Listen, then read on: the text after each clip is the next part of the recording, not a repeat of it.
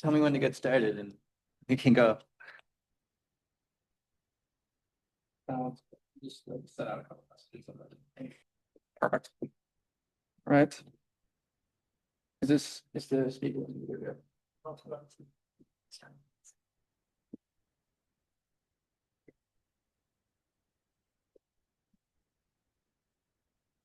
All right, we're going to get started. Hi, everyone. I'm Ashwin. I'm one of the Grand Rounds Chiefs this year. We are excited to kick off the Med Ed programming for our Grand Round Speakers series. We're thrilled to welcome Dr. Nick Morris back to MGB. He completed his neurology residency program here, his neurocritical care fellowship at Columbia, and he's currently an associate professor in the Department of Neurology and the program in trauma at the University of Maryland School of Medicine, where he's the program director for the fellowship in neurocritical care. He's the chair of the resuscitation committee and the associate director of the shock trauma simulation center. He holds a strong passion for using simulation to help teach and assess competency in emergency neurology. And as part of his extensive training, he's received experience in healthcare simulation from the Center for Medical Simulation here in Boston. And he's developed presentations, material, and interactive computer-based case simulations for the Neurocritical Care Society's Emergency Neurologic Life Support course, and is a co-chair of the ENLS subcommittee. As more of his recent work, he was granted the Faculty Innovation and Education Award from the American Board of Psychiatry and Neurology for his project, Development of Validation of Evaluative Simulation Scenarios in Neurologic Emergencies. And he's presented a lot of his work from this award and from similar other experiences across annual meetings at the AAN and Neurocritical Care Society. So we're so excited to hear from him today and to hear a little bit more about his work. Thanks so much. All right. Well, thank you, Ashwin, and thanks to everyone for inviting me back. This is sort of a real case of imposter syndrome. So I remember sitting in the audience in the Ether Dome and thinking, I would certainly not be the type of person who would be invited back to give grand rounds. And I remember when I was invited, I was surprised and pleasantly delighted last spring, maybe when it was. And then I remember Jeremy Schmallman came down to Maryland to give grand rounds just quite recently, or at the end of the academic year, and it was a total tour de force that once again made me feel like quite an imposter. But I'll do my best to hopefully not put anyone to sleep today. Here's our official attendance code for those who need to text that in, get their CME credits, I assume. All right, and then a disclosure summary, and these are some of my disclosures. Nothing really relevant to this talk, although funding for this work has come from a variety of sources I want to thank, including the ABPN, the AAN, and then some internal grants from the University of Maryland.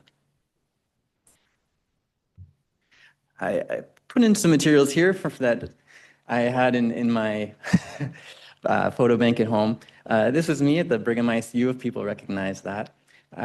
We were in many ways really residents back then, and I felt like I lived in that ICU. I slept in that ICU, and my co-resident Rodrigo Zepeda really had a passion for taking photos of me while I slept in various stages and positions in the hospital.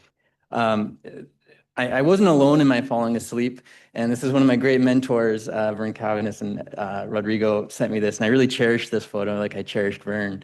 And many times people could see us sleeping next to each other through noon conference. And this was sort of the history of my education. Was unfortunately, I was a sleep-deprived, aspiring intensivist who really was in need maybe of a more active learning strategies. And so I've tried to incorporate that into my career because I loved being here, and I loved every moment of being on the CMF service, for instance. And then this was one of our teams when I was in NM1. And yeah, this was right at the Gray White Junction, as we called it, the old library there. And I really cherished my times and the mentors that I had here. And I learned so much, and I feel so grateful to come across this group. And these will be familiar people to all of you. And it was really, just a little quick here. It was really Tracy Milligan and Galen Henderson who got me on my way in my career in medical simulation by offering me the opportunity to lead a project on brain death simulation and family communication when I was a resident. And I did that with Eli Zimmerman. And eventually we even got that published, but they really saw something in me and got me started. And I owe that to them. And I was really, really lucky to get to work with Galen through the Neurocritical Care Society and to continue on his work through the Herd Foundation, and hopefully be playing a larger role in that. And so I'm just so grateful to be back here, and it brings back so many fond memories. And I just can't thank enough the residents who were nice enough to take me to dinner last night and show me a good time. But let's get started a little bit. So as much as I was sort of craving active education, what really got me going in my career was the idea that we can do things better. And this is a landmark paper that many of you are aware of from the BMJ that shared that medical error is the third leading cause of death in the United States. And we can argue the methodology here, and some people claim this is a little bit overstated, but nonetheless, it is a substantial problem. And this is, the equivalent of 3 jumbo jet crashes every 2 days. And of course, the aviation industry, granted some recent difficulties there, but this would never stand, right? And they've embraced simulation as one method to improve safety. And I think it's time we do too, because we certainly have our deficiencies in the delivery of acute neurological care. So the diagnosis of stroke is missed in the ED in up to 20% of acute ischemic stroke cases, and it's worse for posterior circulation stroke, where the diagnosis can be missed in up to 60% or more of cases. And about a quarter of patients eligible for thrombolysis don't receive it. This is really old data, but from subarachnoid hemorrhage, old data suggests that maybe a third of initial visits, patients don't receive the correct diagnosis. Only about a third of patients with HSV encephalitis receive acyclovir in the ED.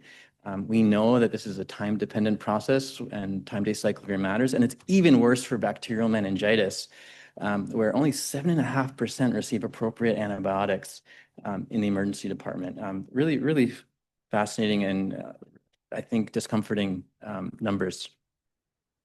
All right, we have a small audience here. I'm not going to use any response system, but I'm just interested, it was a long time since I was here, but how about now? So how often are benzodiazepines, I'm going to ask, underdosed for status epilepticus here at Mass General or at the Brigham?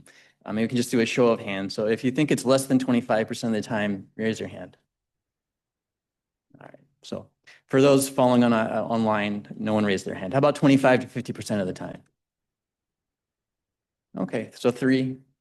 50 to 75% of the time? I see a bunch more hands go up. More than 75% of the time? Is it that bad? All right, so somewhere between 25 and 75% of the time, and the majority goes to 50 to 75% of the time. Well, you're not alone. So this is data from the SENSE registry. These are 8 centers in centers of excellence for epilepsy management in Austria, Germany, and Switzerland. And then this prospective observational study, 3/4 of the time, basically, benzodiazepine dosing was lower than the guidelines recommend.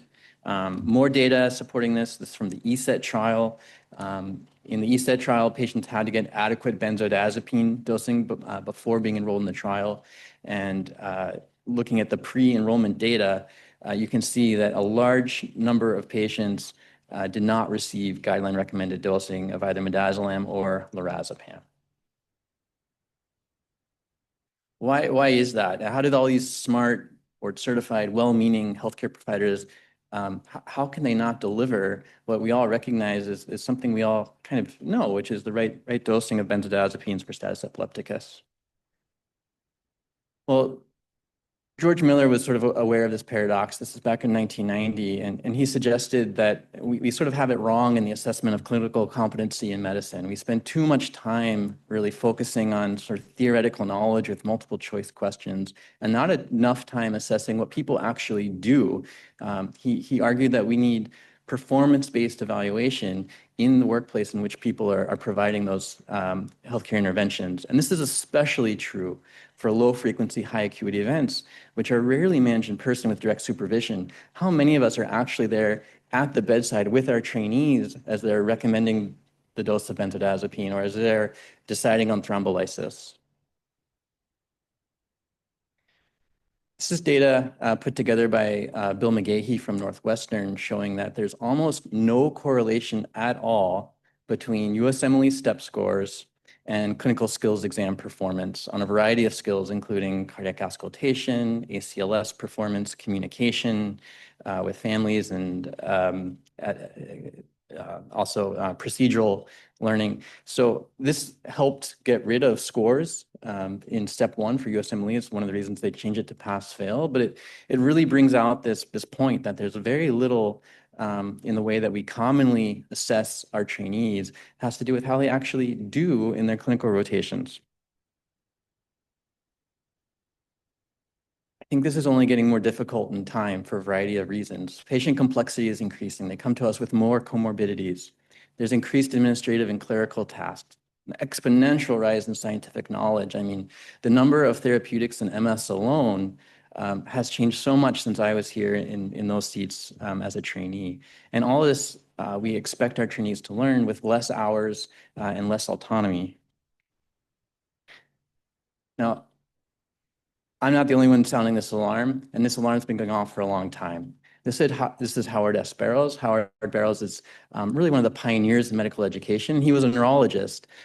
He was really the developer of problem-based learning, which became all the rage in med schools. And he was actually the first person to really push simulation through the use of standardized patients, not just in neurology, but in medicine as a whole.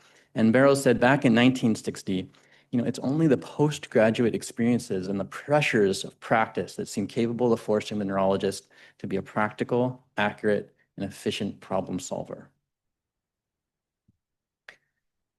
So one proposed solution for this has been healthcare simulation. And David Gaba, who's an anesthesiologist and one of the other real groundbreakers in the simulation world, defines simulation as a technique, not a technology, to replace or amplify real experiences with guided experiences that evoke or replicate substantial aspects of the real world in a fully interactive manner.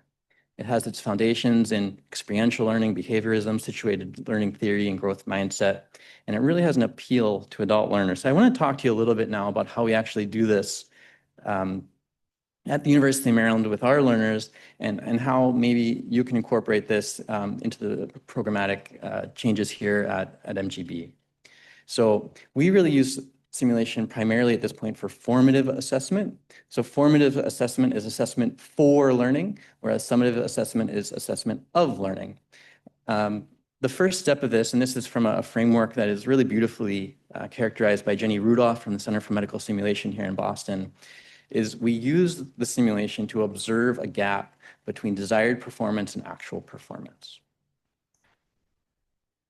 Now, before you do this, you want to pay careful attention to the validity of those observations. So is the simulation that you're putting together an actual accurate surrogate for real life experience? And so this is where we got started in this, and this was one of our first papers from that grant from the ABPN, really showing the development of how we built these simulations, looking at specifically the realms of content evidence and response process.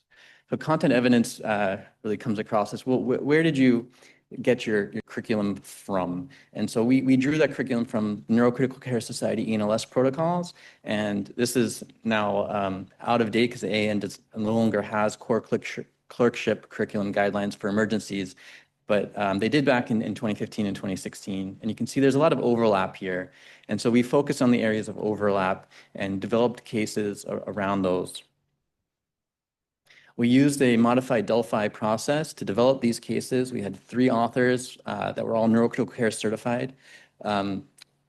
Importantly, they weren't just from a neurology background, and I think that's really critical, no pun intended, when we think about neurological emergencies, because we really share these with our colleagues from emergency medicine, internal medicine, and probably from anesthesiology as well. All the authors were trained in simulation case development at the Center for Medical Simulation. We built critical action checklists. We cross-referenced those with relevant guidelines from organizations. So for our stroke case, look at the stroke guidelines from the AHA, for meningitis from the IDSA, et cetera. All these cases and their associated checklists went back and forth amongst the authors, went through a second round of review from institutional content experts at the University of Maryland, and then were sent out to external neurocritical care review. David Lerner, who was a graduate of this program, assisted with that. To standardize the cases, we go through a rigorous process where we ensure that all learners sort of understand the rules of the game. So that's part of the pre-briefing process. And they really get a thorough introduction to the sim lab and sort of how to properly respond. We standardize our case execution through scripts and operator training. We have nurse-embedded participants who are really at our right hand and able to let us get at some of the things that aren't so easy to get at in simulation, like diagnostic reasoning. So they'll ask questions that are sort of scripted of the learner. And then we have standardized rating scales, and we go through a rigorous debriefing process, which I'm going to describe later. We've been doing this for quite some time. I looked through my database just before I came here, so July 28th, and we've had 151 rotators through the neurocritical care unit who've been engaging in these sims. The goal is to go through 6 cases each. That's 724 cases. And this is just their feedback on them. On the Likert scale, they're very satisfied. They really like this education. They find it quite realistic, which to me is fascinating because in some ways it doesn't seem realistic at all. But they're very emotionally engaged, and they find the difficulty to be quite appropriate. So a 4 from 1 to 8, with 1 being much too easy and 7 being much too difficult. Oops. So let's see for some various pathologies how this plays out. So this was a case that we did, and to kind of use this example of status epilepticus a bit further. So we had a case of HSV encephalitis that presented with status epilepticus. And we looked at our critical action checklist and found that in this publication, we only had 59 trainees at that point that went through it. Only 80% properly dosed the benzodiazepine. Now that's much better than, for instance, if you remember that SENSE trial, 75% were underdosed, so 20% underdosed is pretty good. But I think we can do better. Now what was really, I think, eye-opening was that only a third of people even considered a diagnosis of HSV encephalitis. And this was really a canonical case. I mean, the patient came in with a week of altered mental status after sort of a viral prodrome. She had high fever, and then developed status sort of during the initial workup. And very few people were sort of able to take that on and empirically treat.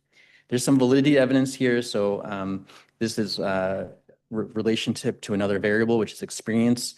We broke down the level of training into 4 different levels, from complete novice to complete experts. Our experts were actually our neurocritical care attendings. And so you can see their performance on our critical action checklist and also a global rating scale. And there's a clear stepwise improvement in performance, both on the critical action checklist and the global rating scale, based on level of training, supporting the idea that we are capturing performance perhaps accurately. Now, we're not the only ones who've done similar work. So this is Raul Suter's work from Switzerland.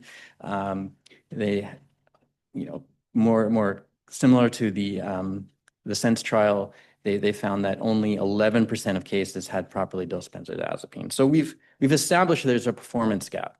People underdose benzodiazepines in status epilepticus. So what do we do with that? And that's really what the debriefing is all about. So simulations are meant to find a performance gap that we can address. The debriefing is where the real learning happens. So we do that in a 3-step phase, 3 steps. First, we provide feedback about the performance gap, and then we investigate it. And we use that, we do that generally through this debriefing with good judgment model. This was a model developed by the Center for Medical Simulation. It draws from cognitive behavioral science, and it states that a learner's frames, which are the emotions, assumptions, knowledge base, also institutional norms, they drive their actions in clinical practice, and those actions have clinical results. We draw this out using a conversational technique that pairs objective observation. So, hey, I noticed you only gave a 0.5 milligram of Ativan, with a subjective judgment. So it's a very transparent process. I'm really concerned that was an underdosing of the medication, and that may have precipitated the patient's development of refractory status epilepticus. And then an inquiry, and it's really important in this inquiry phase that it really comes from a place of genuine curiosity. Hey, I'm wondering why you did that. Our job is to be a cognitive detective to illuminate the learner's frames in order to eventually modify them, leading to different actions and different results. So this is how we kind of put it together. And so for this example, I noticed that your initial dose of lorazepam was 1 milligram. I was concerned because that's below the recommended dose to stop status epilepticus. How did you choose that? And these are quotes from real simulations. This is what Warren Lerner said. Well, I didn't want to oversedate someone and make them need intubation. Now, to me, at this point, we play this game called WTF. What's the frame? And that's what I sort of have to explore here. So, well, tell me more about that, right? Where's this coming from? Okay. Well, this one time I sent a patient down to MRI and I gave 2 milligrams of Ativan because they were really anxious. And then they called me down from the scanner and they said they might have to intubate because the patient was so sleepy. And I felt terrible. And there's an emotion attached to this. They have shame. They were ashamed that they actually may have harmed a patient, right?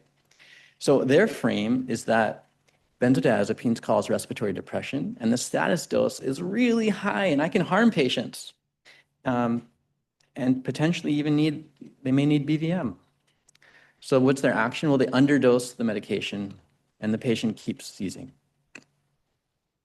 All right. So at this point, it's my job to kind of do some teaching, right? It's an introduction to a point where they're open to explore that frame and try to modify that through either didactics or other methods I'll get into later. So I might bring up the pre-hospital treatment of status epilepticus trial, right, where, as we all know, patients were randomized to benzodiazepines in the ambulance, so either 2 milligrams of lorazepam, which could be doubled, or 5 milligrams of midazolam, or placebo.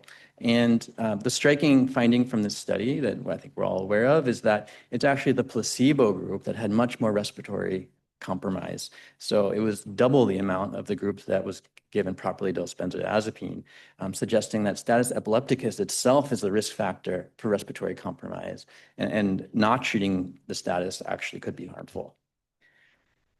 So we share this with the learner, we try to change their frames, get them to change their action, and hopefully we have a different result, seizure cessation.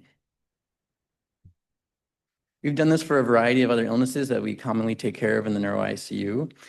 So this was a simulation of post-cardiac arrest care and of the critical actions that we determined. And I'm only sharing a few of them here, but some of the ones that stand out are, we're pretty good at making sure patients get hooked up to EEG and starting targeted temperature management. But we're really bad at looking at like shivering treatment and avoiding things like hyperoxia, which may actually be really important.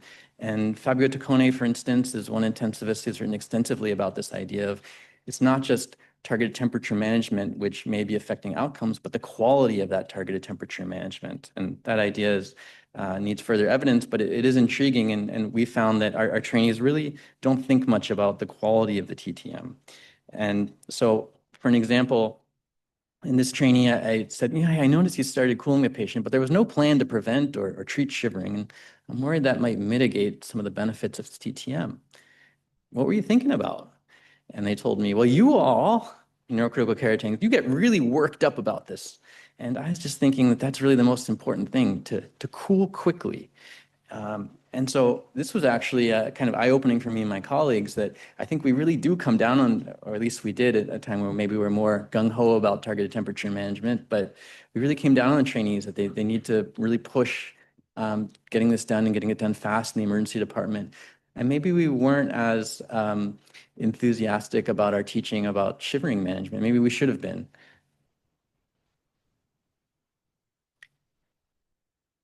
This is a stroke simulation, and what we found in this case where there's hemorrhagic conversion after thrombolytic is that we're pretty good at administering thrombolytics at Maryland among our trainees, but we're not so good at actually dealing with the complications of a hemorrhagic conversion. So very few trainees knew that they needed to use cryoprecipitate to reverse the effects of TPA now tenecteplase.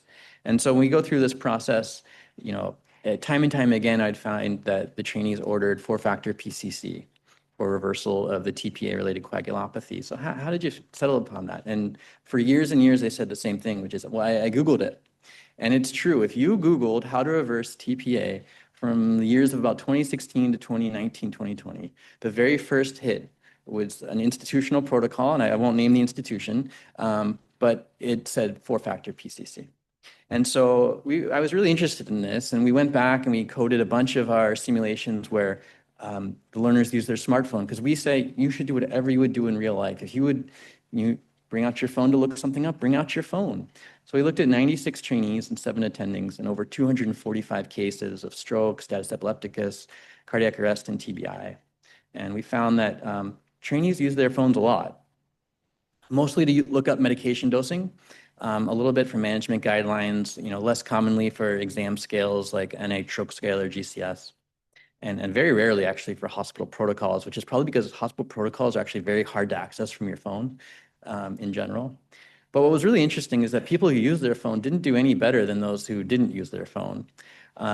And more interesting to me was that novices are particularly bad at using their phone. So the people who need to get the correct answer the most tend to be the least likely to do that. So only 60% of the time would a novice get the correct answer by using their phone.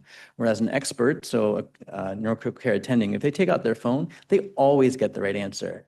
And so it suggested to me that one way to improve performance is to really improve the skill in finding and evaluating information. And I think this is something that we've really not paid a lot of attention to in medical education, that we really should be, is I mentioned looking back at kind of the number of treatments available for MS. I don't expect any of our trainees to kind of keep an online record of everything that's going on across the field of neurology, but we haven't really given them the tools to find really valid and expert vetted guidelines across all the different things that they're expected to know and do. And I think this is a big challenge for us moving forward, and certainly within emergency neurology and neurocritical care. Now, there are other ways that you can close this gap through not just through discussion didactics, but deliberate practice is another way. The group from Northwestern has really been the leaders in this through what they call simulation-based mastery learning. It's a model of competency-based learning based on a baseline assessment, clear learning objectives, engagement in powerful and sustained education through deliberate practice. You need to have a fixed minimum passing score. And advancement is based on achievement above that minimal passing score, and not only time-based metric, it's a competency-based metric, right? And the ACG has really been pushing this along with milestones, et cetera, that we shouldn't be just moving people through training because now it's July. You actually have to show that you can perform the actions needed to for your level of training to move forward. Now, they've used this model to try to ensure competency in status epilepticus. This is work from Yara Mikhail Demo at Northwestern. They start with a pretest, they do some basic teaching, they go through the deliberate practice, post-test, and if you don't meet the minimal passing score, you go back and you do it again. You keep going until you show that you can manage status epilepticus. And then the cool thing about Yara's study is they went back and did an in situ assessment. So they went onto the neurology wards up to 8 months later and retested all the learners. And sort of not surprisingly, based on the model, immediately after the training on the post-test, they take all these learners, none of which were in the minimal passing score range, and they all meet that criteria. But what was really, I think, powerful here is the durability of this learning. So up to 8 months later, all of their residents maintained a passing score. Now, this is really time and resource intensive. And so Casey Albin and Casey was a resident here, and she's now at Emory. It's become my kind of collaborator in chief. We were interested in, well, what happens in this boot camp model that a lot of residencies have moved on to? So what if we just have you for a day and we provide this simulation training? Where can we get you? So we used our stroke case that I'd shown you before with the hemorrhagic conversion. And you can see at baseline, the junior residents didn't do so great. After a brief training, a lot of them did get to the minimal passing score, but none of them achieved the mastery score. And so it's really not enough to achieve mastery on this boot camp model. But what was kind of cool about it is we brought in the senior residents as well. And we got the juniors up basically to the level of the seniors, except for this one that reached mastery, in case you let me know that that person actually had matched in vascular neurology in a fairly short period of time, which is kind of neat. So what are some ideas for allowing deliberate practice outside of sort of the resource heavy usage of a simulation center? So one is computer-based simulation. So we've put this together for the Emergency Neurological Life Support course through the Neurocritical Care Society. This is a case that I had worked on of status epilepticus. It's a little glitchy, and we need to improve on this in the future. And we've done this at our hospital, University of Maryland. So I've worked a lot beyond the neurology department. This is something we put together for the nurses to train them in the response to a deteriorating patient with respiratory distress. And they get to practice kind of managing this and some of the interpersonal conflict that comes through this, communication strategies. And then we follow this up later with an Insight 2 simulation. And they've really enjoyed this, and we've seen that their performance in the computer-based simulation improves over time, and that it makes that more resource-intensive Insight 2 simulation that's live a lot higher yield because they come there with sort of a background set of skills that they can put to use. Now, you can also use cognitive aids, and there was this nice study done at the Cleveland Clinic where having a pocket card for status epilepticus was shown to reduce the time to therapy at least. It's not a huge difference, maybe up to about a little less than a minute, but that's one idea that could also be explored. All right, so what's happening in stimulation now in United States residency programs? That was a question we asked because we were really excited about all the work we were doing, but we wanted to find a better idea of what's going on across the country. And so along with Shivani Ghoshal, who's now at Columbia, as their program director, we sent a survey out to neurology residency program directors and found that a lot of them are using simulation. So some bias here because we only got responses from about half, but 85% use some form of simulation, mostly for education, but mostly aimed towards PGY2s or NM1s, often in this boot camp type of model, and usually just once or maybe twice per year. The topics really focused on these emergency topics of stroke, epilepsy, which really was status epilepticus, and neurocritical care. And there wasn't a lot of diversity in the sort of content that was being taught. And the barriers were the barriers to just about anything that happens in the hospital. It was time and money, right? Well, how do we compare it to our colleagues in neuroscience from neurosurgery, for instance? So this was a scoping review I did with one of our former fellows at Maryland, Denny Zimmerman, and we found that when we looked at simulation, which is here in the blue, the number of either papers or abstracts and clinical neurology education has gone up over time, but that really pales in comparison to work in neurosurgery. Our neurosurgery colleagues have really implemented a lot of simulations, their training programs. And moreover, the quality of that work has been really poor. So when we look at the Kirkpatrick training outcomes, level 1 means just the learner response. Did the learner like it? It turns out most learners like education, especially simulation, because they're getting attention from someone who might not otherwise be giving them attention. Level 2 is knowledge-based assessment, so they do better on a multiple choice test. Level 3 is what I'm really interested in, is changing behavior. And level 4 is like the ultimate goal of, do patients actually do better? So you can see most studies only had level 1 or level 2 outcomes, and almost no studies had level 3 or level 4 outcomes. Oops. So what can we achieve? I look at this sort of as the North Star. This is more work from Northwestern. It's really been a leader in simulation. This really speaks to me as an intensivist. They've been doing simulation training using this simulation-based mastery learning model for quite a long time. Back in 2009, they delivered this intervention to a medical ICU and did not deliver it to the surgical ICU, which was their comparator in the purple here. You can see this dotted line is where the intervention was delivered. And you can see there's sort of a very durable effect where the number of catheter-related bloodstream infections went down significantly in the medical ICU and not in the surgical ICU. Now, others have been able to show this to be true in their ICUs. This is work from St. Luke's Roosevelt Hospital Center that was published in Chest. And the group from Northwestern went on to show this is actually really cost effective. So they were able to reduce the number of catheter-related bloodstream infections by about 10 per year. Their incremental cost for infection was $82,000 in 2008, and that was 14 additional hospital days. So the annual cost of the education was about $112,000. That's a major outlay for education, right? But the net annual savings was $700,000 for this form of SBE. This is where we have to go if you really want to spread this. We have to show that this is a cost-effective intervention. I think there's a lot more we can do in medical education, and this is a paper I wrote with Casey and another one we wrote more recently, the QR code for those that are interested to check out where I think we can go. One thing you'll see here, I have this exposure to rare pathology through AR or VR. This is something I've become really interested in recently.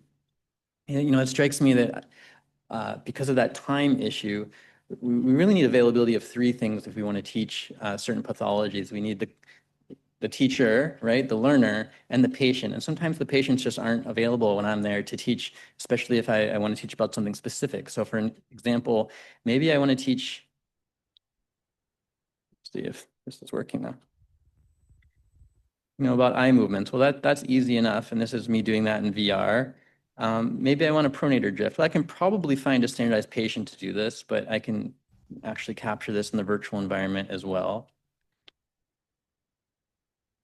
Ataxia of both upper and lower extremities, I can recreate. And probably a standardized patient could do this. So this isn't so neat to me, right? But what I have a hard time getting a standardized patient to do is really showing good nystagmus. And so I can actually develop computer-based simulations to do this that are immersive. And we can take that a step further. And so what if I want to do a head impulse test and see a catch-up saccade, right? And so we're starting to build this into the virtual space so that we can try to solve some of these issues with patient availability and decrease this real barrier to implementation of simulation. We're trying to build this across multiple hospitals. We've recently developed this consortium for research and education simulation to promote excellence in neurology training. We call it Crescent. We have representation here from MGB, which I'm really excited about. And our mission is to create a collaborative network of neurology educators who utilize research and develop expertise in simulation to improve the care of patients with neurological disorders through simulation science. We meet monthly. We share our projects with each other. We get feedback. And we started to have some competitive grant applications. And we were lucky enough to get an AAN grant to assess and ensure competency in brain death and death through neurological criteria using that same sort of paradigm I showed you for status epilepticus. And that work is ongoing, and we've already enrolled some learners here at MGB, and I'm really excited. I'm going to go watch a simulation later this afternoon over at the Brigham Stratus Center. I'm going to leave you with one thing, and this is going to seem completely unrelated. This is my best friend. He was the best man at my wedding, Brian Wallach. Brian and I were college roommates. Brian receives treatment here at Mass General Hospital, the ALS Center. And Brian's been a total inspiration for me. He took his diagnosis of ALS, and unlike many people who would probably prioritize spending quality time with his family, Brian doesn't take anything sitting down, and he turned to advocacy. And through his work and under the Biden administration, he helped get the ALS Disability Insurance Act passed, which eliminated the 5-month waiting period for disability benefits. And he also got passed the ALS Act, which is the Accelerating Access to Critical Therapies, which authorized $100 million a year over a 5-year period towards research in ALS and neurodegenerative diseases. Brian did this through an amazing organization that he developed called I Am ALS. And he really inspired me because we're pretty competitive with each other. And I had to say, as a neurologist, I recognized that Brian had done more for the field of neurology than I had in his, that probably in a year of having been diagnosed with ALS. And it made me think a little bit about how I sort of conceptualized my job. And I always heard about this tripartite mission of clinical neurology, clinician research educator. And to me, I think this is not enough anymore. And I think what we really have to move towards is also adding advocacy as a major part of this. And never has that been, I think, more important than right now. The challenges that we're facing are so big. And for all the trainees, if you don't think this is going to affect your life, you're wrong. This is core to our mission here.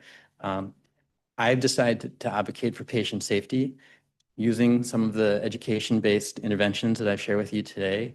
And I hope you find whatever it is that resonates with you and you stand for something in this really fraught world, because if Brian can do it, you can do it too.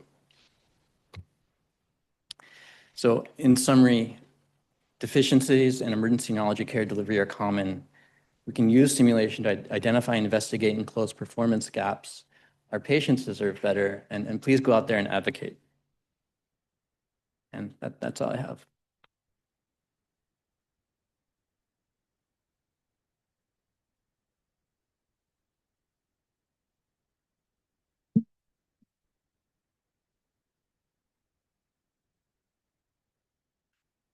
Um, Nick, first of all, welcome back. It's great to see you. And you can inspire the next generation with their own anxieties when they return in 20 years, having had you visit.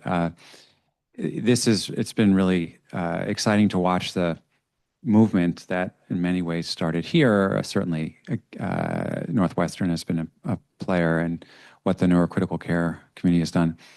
You didn't mention AI once, and I have to tell you, it just seems like the challenges that you're identifying, particularly, for example, searching the medical literature, are eminently solvable with AI. So I wonder if you could No, talk about I the future. completely agree. So this consortium that I mentioned, we had a meeting last Friday, and Ramiz Merchant, who's at University of Missouri, is doing this really incredible work using AI-guided cases, and it's, I think, really fantastic to work through diagnostic reasoning. That's one area where mannequin-based simulation, I think, can fall short. We have the really AI tutors who can give directed feedback to the learner, and it's a super exciting area. And I agree. I think it's going to solve a lot of it's going to be one tool we can use to solve a lot of the time and resource challenges that go into the current conceptualization of simulation. And I think it's going to go a long way towards how well people access information. Of course, you're aware there's still a lot of concerns about relying on AI in critical moments. And I don't think we're quite there yet. But I think that's going to be a major player moving forward. So. Nick, thank you so much for coming, and I don't think anyone slept through your grand round. So I think it's a very interesting and brilliant work. So two quick questions. The first one is this exercise of debriefing, and how we can use this even outside of simulation, right? So every time we see a situation that we can stop and think and review each other. And the second one is whether you're looking at now on clinical outcomes, right? You spoke about the infections, of catheter-related infections, but whether you've looked into, the power simulation to avoid the refractory status, or potentially, to improve the reversal of TPA in clinical outcomes. Those are great questions. So there's a huge dearth, obviously, of papers looking at clinical outcomes in emergency neurology. Now, there are a few papers out there, and I'm not an author on them, that have really done a nice job of showing through a sort of rigorous process simulation that you can decrease door-to-needle times, for instance, in acute stroke. And one paper actually showed a clear clinical outcome benefit for the patients in form of improved modified Rankins at discharge. So there's emerging literature there. One of the big challenges is who is your target audience for your educational intervention? As I mentioned earlier, neurological emergencies we share the responsibility of care with these patients with a huge team, right? And I don't know how things are here. I will tell you, at University of Maryland, I would say that if a patient, let's say it's an EMS call for status epilepticus, they've probably received all the benzodiazepine they're going to receive before they even get to the hospital. And if they're still seizing, they're almost immediately intubated. And by the time our neurology residents see them, they're intubated, right? And then they're coming to me on a propofol drip. So that's probably not a realistic target for me. But nonetheless, I think because so few of our patients actually experience status epilepticus in the hospital, it's a worthwhile educational intervention for the residents, right, who I have some responsibility towards. So I think this is a little bit of a challenge, right? How do we show better outcomes when perhaps our trainees, we're using the education we're delivering to meet a training gap. Another example is, although I work at one of the highest volume trauma centers in the country, so we have 1,500 TBIs per year, and 400 of them ended up in the ICU. Neurology residents are not in any way involved in trauma care. I can't control that. Do I think they should have some experience with that? Yeah, I do. So we do simulations to treat that gap, but I'm not going to actually affect the way patients are treated by focusing on the neurology training.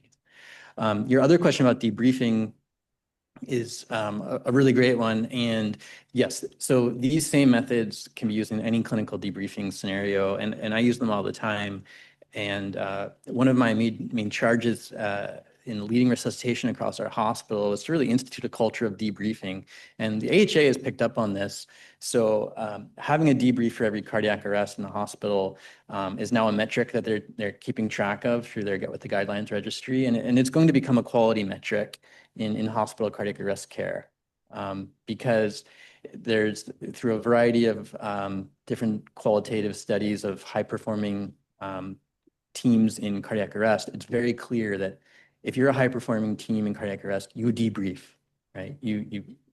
And I think we all intrinsically know that, that any high-performing team does some form of debriefing where you actually evaluate your performance and try to figure out what you can do better. And all of these kind of systems for doing that can be applied towards real clinical training, and I would encourage you to do so. Nick, thank you so much for this presentation.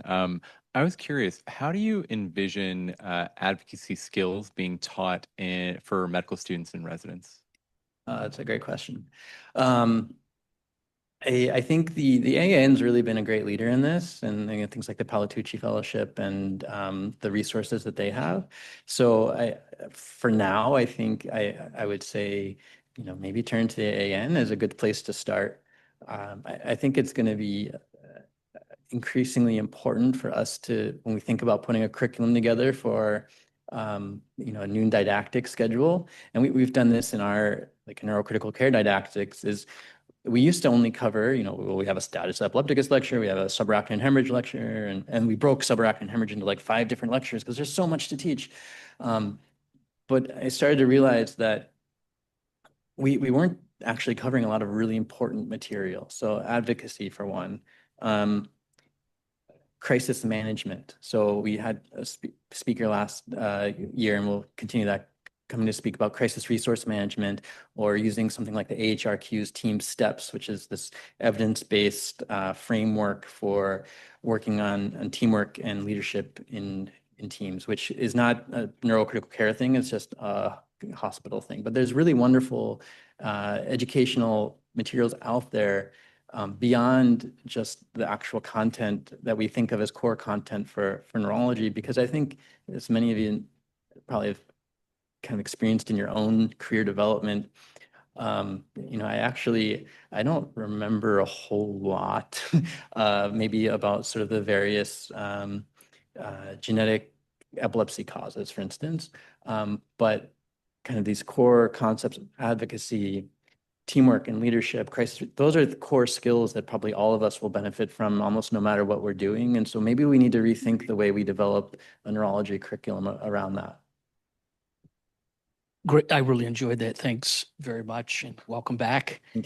One thing, I saw that you had a grant from the ABPN that funded some of your work, and it made me think, as we evolve our residency training, fellowship training, is it, maybe it already is, or is it likely that some of this simulation training will be mandated and actually built into board certification or achieving a certain, graduating from an accredited residency? And then the other question is around the debrief, and because this also lends itself, right, to immediate debriefing, where it's sometimes challenging in a clinical situation to immediately debrief. And of course, in the military, there's a tradition of mission debriefing, very timely debriefing, right after the mission when it's hot. Yeah. And there's still, good memories of it.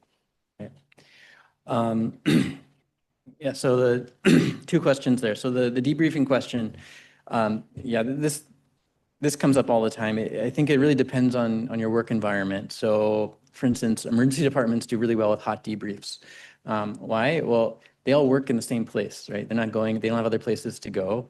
And as busy as it is, some emergency departments can do a really good job of bringing everyone together for 5-10 minutes and do a hot debrief while things are fresh. And there's also added value there that people, I think, have recognized over time that becomes an emotional checkpoint. You can identify your colleagues who maybe need a little more support and kind of funnel them into those services. We have several programs in place at University of Maryland, for instance, because these things really affect people in deep and sometimes unpredictable ways. And so that's another part of the hot debrief that's really important, I think. It doesn't mean that it has to be incredibly lengthy.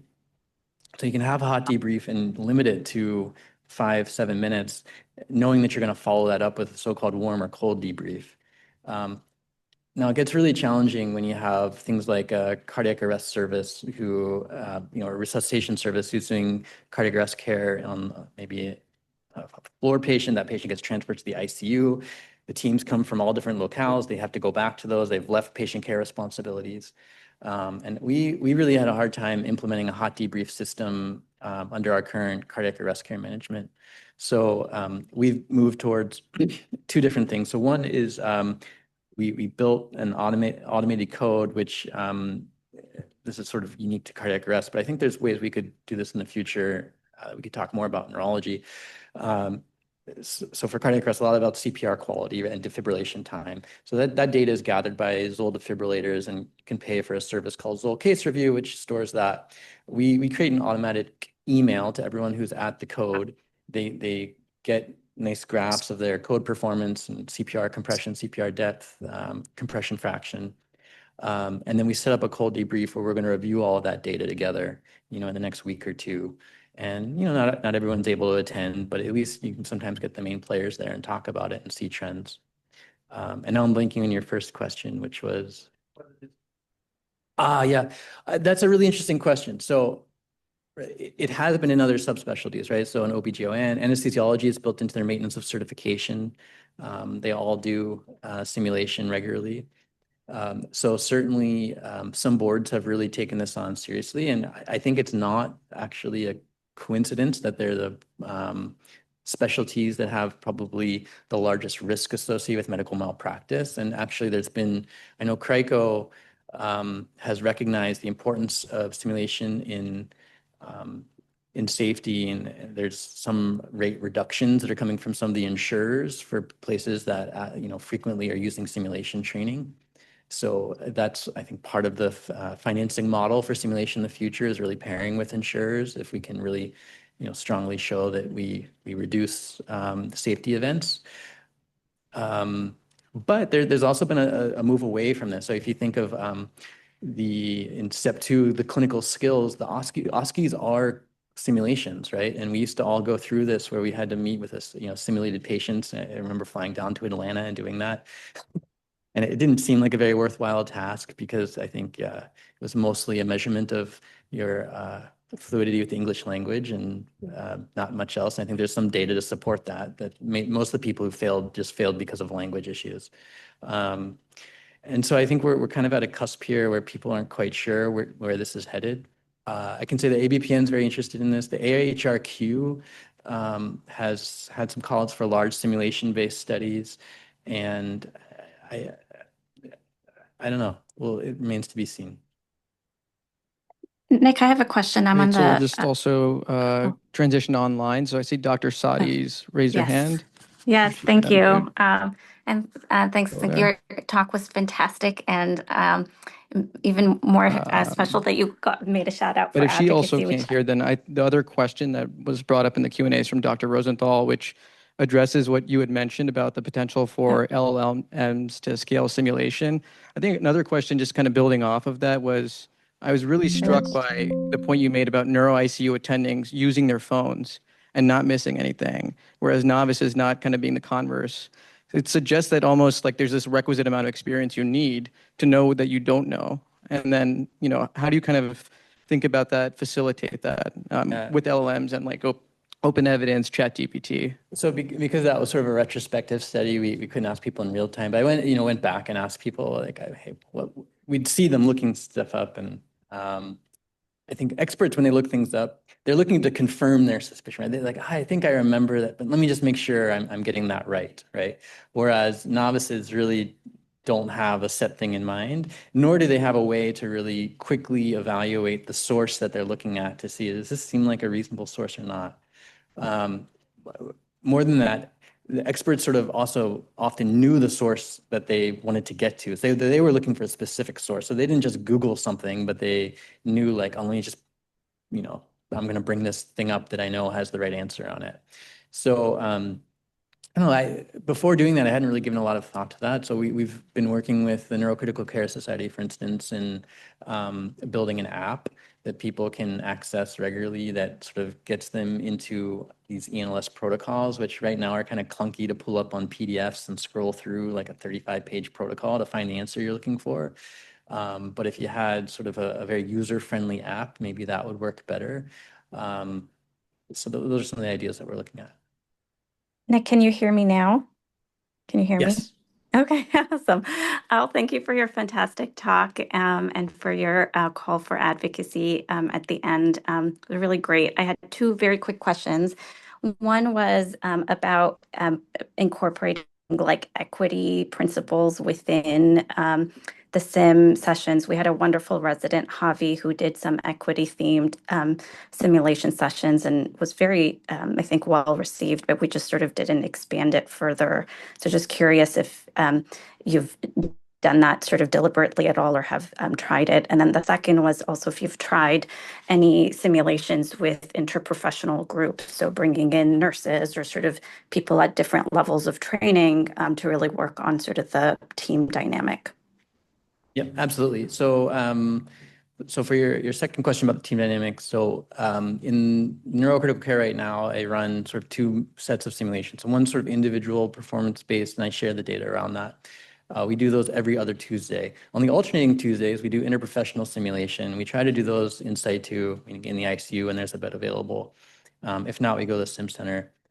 Those involve the entire team, nurses, APPs, respiratory therapists, pharmacists, they're all there.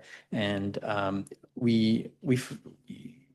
the content is made up mostly of emergencies that are kind of low frequency but impactful events that happen, trach dislodgement, post-CEA hematomas, that type of thing. But most of what we focus on is the team steps curriculum and really working on communication. And that's been incredibly impactful. We haven't published that. We've captured some data around that. Team Steps has some actual instruments you can use if you're interested. And so we have captured that data. We've presented at a couple meetings, but we haven't put it in a manuscript yet. But it's really been a meaningful experience, I think, for all those involved. And it's brought us closer together as a unit and team. And I've become a more effective leader just because I'm part of that and I'm spending a lot of time thinking about those issues. And then in terms of the diversity and equity issues, so one, I want to, and I know all the fantastic work you've done in this area. So I want to first acknowledge that simulation has been part of the problem in the past. And what do I mean by that? Well, I think if you look at most of the simulators, especially the ones developed in the 90s and 2000s, they all look the same. They are, similar to our old, Netter anatomy videos. All the bodies everyone's white. They're mostly these sort of very muscular men that are quite physically imposing, and that they don't even look like our patients. It doesn't make any sense. So one thing that we've actually done recently that you'll now see is the major manufacturers, and I can't take much credit for this, but I had talked to some of these manufacturers when I first got started in this of trying to make sure that simulators started to look more like patients. And so they come now in a variety of different skin tones and colors, and they're also really wonderful masks that you can purchase that can go over the simulators, look quite realistic, can change the patient's age, et cetera. And we can start developing ideas that, not all patients look the same. And I think that's important. We have not really focused on having specific simulations for this. The group at NYU has done really phenomenal work. I'd highlight Ariel Kurzweil, who's the program director there. in really expanding the scope of what simulation is doing in the residency program. And I think they have a simulation that's really working on sort of diversity and equity. And I can't remember the specifics of it. But it's an area I'd like to get into more. It's an area where I'm trying to be more conscious of that. So like if you remember the computer-based sim that I showed you of respiratory depression, the patient looks like a patient that would be in our hospital because it's a simulation for our hospital. The team is, looks like a team that you might find in our hospital. And I think that's important. So thank you for pointing that out. And I want to apologize for, I think, some of the contributions to bias that simulation has been, I think, unconsciously promoting in the past. And I think people are more tuned into this now. Thank you Awesome. so Thanks much. so much for an awesome talk.